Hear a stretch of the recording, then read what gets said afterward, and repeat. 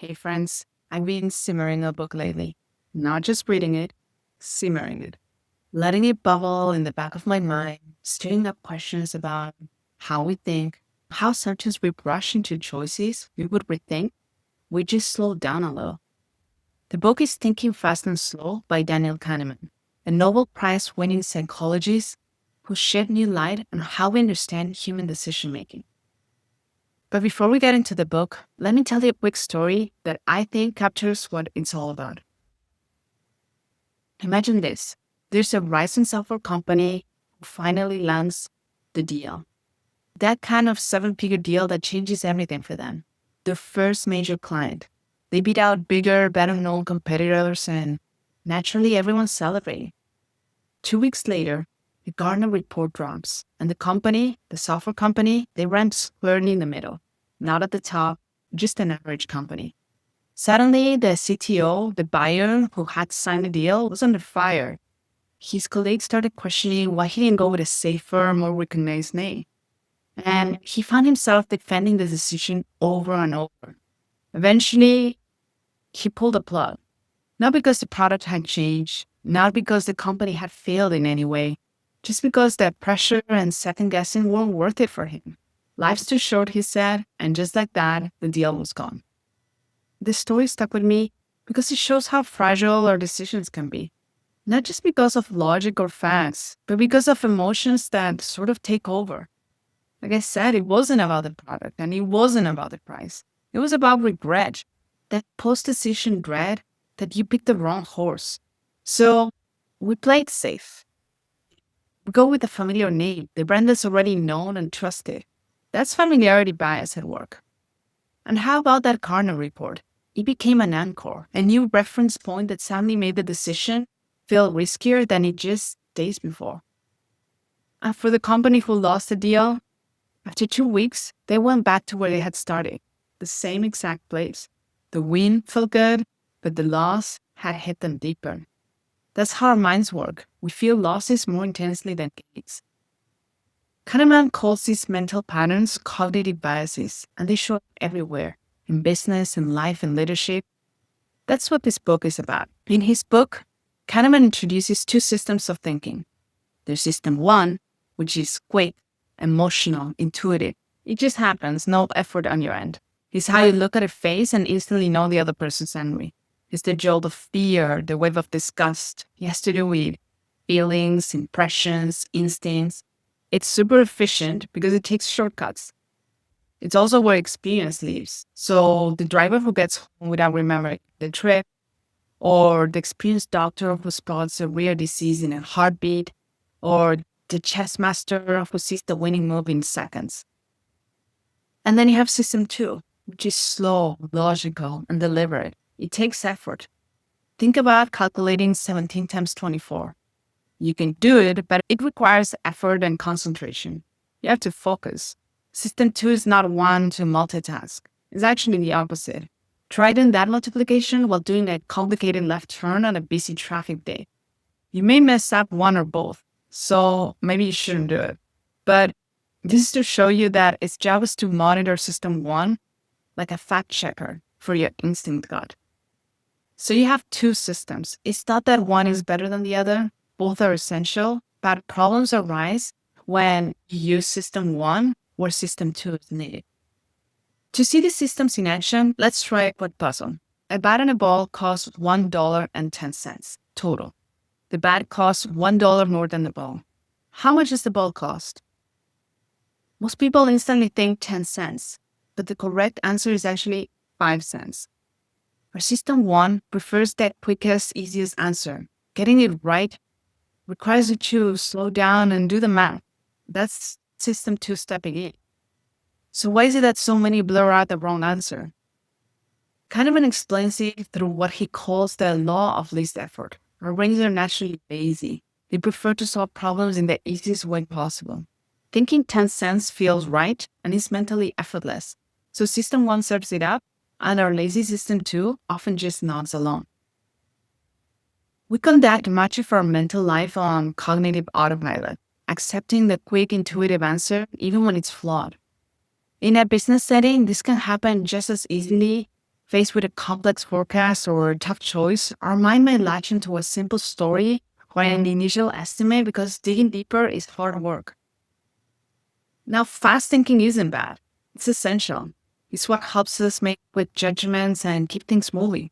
But it comes with biases, mental shortcuts that can steer us wrong. Let's look at some of them that show up all the time in business. Number 1, anchoring. You're in a meeting and someone says, I think we can hit 50 million next year. That number sticks. Even if it's off, all other guesses hover around it. Kahneman showed this in a study where people spun a rigged wheel and then guessed how many African countries were in the yuan. The higher the number in the wheel, the higher their guesses, and the number had nothing to do with the question, but it still shaped the outcome. In business, the first figure mentioned can quietly guide everyone's expectations, even if it shouldn't. Anchoring is especially dangerous in negotiations, where the first number sets the tone for everything that follows. Number 2, availability heuristic. If something comes to mind easily, we assume it's more likely. Say you read about a hyper-fast cyber attack. Suddenly, cybersecurity feels more urgent than it might actually be. Or you hear a few AI startups are crushing it, and now every AI pitch feels like a sure thing. We confuse what's vivid and recent with what's common. Kahneman highlights that dramatically emotionally charged bands tend to dominate our thinking. That's why we need to ask, is it just memorable or actually likely? In business, this often leads us to chase what's trending rather than what's truly strategic. Number 3, sunk cost fallacy. We keep pouring time and money into failing projects because we've already spent so much. Rationally, sunk costs are gone, but emotionally, it feels like quitting. Kahneman ties this to loss aversion. Ending a project confirms the loss, so we hang on, hoping to turn it around. The better question is, if I were to start fresh today, would I still move forward? If not, it might be time to cut our losses. This bias can be especially costly in long-term investments or team decisions that have become emotionally loaded. Number 4, planning fallacy. Have you ever told yourself, I'll finish this presentation in 2 hours and ended up spending the whole day? Or started a household weekend project and you still have paint brushes out weeks later? That's the planning fallacy in action. We're naturally optimistic planners, forgetting how similar projects went in the past. Kahneman suggests we step back and consider how long things usually take, not just how long we hope they'll take. In business, this simple mental check can be the difference between staying on track and blowing your budget. Number 5, framing effect. The way information is framed can totally change how we feel about it. Say your team hears there's a 70% chance of success. That sounds great, but if it's framed as 30% chance of failure, the same facts feel riskier. Kahneman showed that people react more strongly to losses than to gains. So, in business, the way we present a pitch or report can shape decisions, even if nothing else changes. Always consider, how would this sound if I flip the frame? Number 6, priming. In a famous study, participants were asked to solve word puzzles with words related to aging, like Florida, wrinkle, bingo. These participants actually walked slower afterwards than those in the control group. Their behavior was primed by the content without them realizing it. In business, priming can show up in tone setting, the way a meeting opens, the energy in the room, even the metaphors we use. If we talk about war in a strategy session, we might unconsciously become more aggressive. Now, if we talk about gardening, we might focus on growth and care. The language we use matters a lot in these business meetings. These 6 biases don't just live in textbooks. They show up in boardrooms, planning meetings, and emails.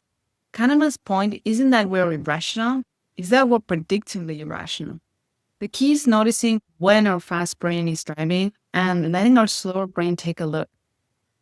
In the last part of the book, Kahneman reflects on confidence. When System 1 builds a coherent story, we feel sure of it, even if the information is shaky. That means we can feel very confident about things we barely understand. That's why he says confidence is a poor sign of accuracy. What matters is whether the person had a real chance to learn the environment, not just whether they sound convincing. Reading this book made me reflect on how often I'm falling into these traps, making fast judgments, jumping to conclusions. Kahneman suggests delaying intuition. Don't suppress it, just hold it back. First gather data, then let your gut weigh. That way you're not reacting blindly, you're responding wisely. For me, Thinking Fast and Slow is a guidebook for clear thinking. It's about becoming more aware, more thoughtful. And in a world full of fast answers, that slow pause might be your smartest move. Thanks for watching. Let me know if this made you think a little bit differently about how you think. And if you've read the book, I'd love to hear what stuck with you. That's all for now. If you like this breakdown, let me know. And if you want to see more content like this, remember to like and subscribe. I'll see you in the next one.